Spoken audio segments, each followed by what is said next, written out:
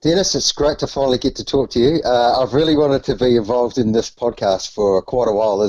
You've had some very good guests on here, and just the other weekend when you had, a couple of weeks ago when you had Sharpie on there, I really wanted to be involved. But 2020 has been a very interesting year, to say the least, mate. Not only for that word that you were talking about earlier, but personally, with in New Zealand, the way MMA is going, it's just been fantastic. So we started off working the UFC show in Auckland, which was just a fantastic card, just a great show.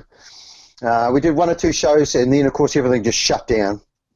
We managed to do, down here in Dunedin, we managed to do a show not long after, because we went to different levels after we did a complete lockdown for 6 weeks for the whole of the country, and everyone was thinking, it was this kind of thing. It was like, just think of this, there was no work, no schools, no shops open, nothing. The only thing you could do was get petrol and go to the hospital, basically, if you had to. And luckily that there wasn't many that had to. So we did that. We did our show not long after that, and then we went back into level 2 there just recently, and we did have another show, which technically should have been about a month ago, but now we're building up to the show, which is next weekend, which is the one that we're very excited about. But I was involved in a show last weekend, actually, so this is why we love level 1 down in the deep south, mate.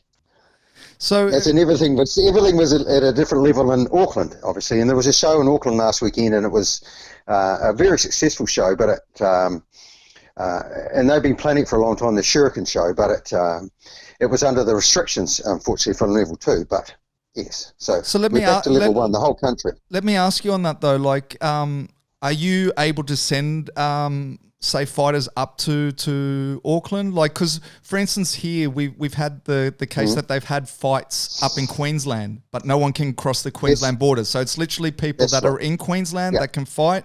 The rest of us are just kind of watching what's happening in Queensland, right? So is it the same case that, or have you been able to send fighters between islands? We've been able to do that. Just recently when we went back and the levels jumped up again, Auckland went up to a higher level because they did have cases that were in the community. And so everything was just sort of really put on hold. They basically went to a lockdown situation for a couple of weeks, where the rest of the country was at level 2. They were at level 3. Then we went to level 1. Auckland's just gone back to level 1 now. So everything's sort of been put on hold. Very much put on hold, but now it's all going to take off again, especially in the combat sport side of things. So it's a wee bit different to the situation you have with crossing state lines in your country. So we're basically back to normal now, and we're really looking forward to this big show. And the thing that was happening here was after the lockdown, and we got the all clear. There was concerts, rugby was on, everything was happening, and there was big crowds. It wasn't an issue at all. So hopefully we're back to that status now, because there's no more community transmission. You see, so that's the best part. That's the crazy thing here, though, is that we've now had rugby, or league, I should say. And it's funny. I actually saw a guy post about it the other day, where he's like, how is it that we can have 18,000 people at a rugby match, yet we can't have an event? Like, for instance, for us, even like we were meant to have a finale night a couple of weeks ago, or actually it was meant to be this weekend, I think.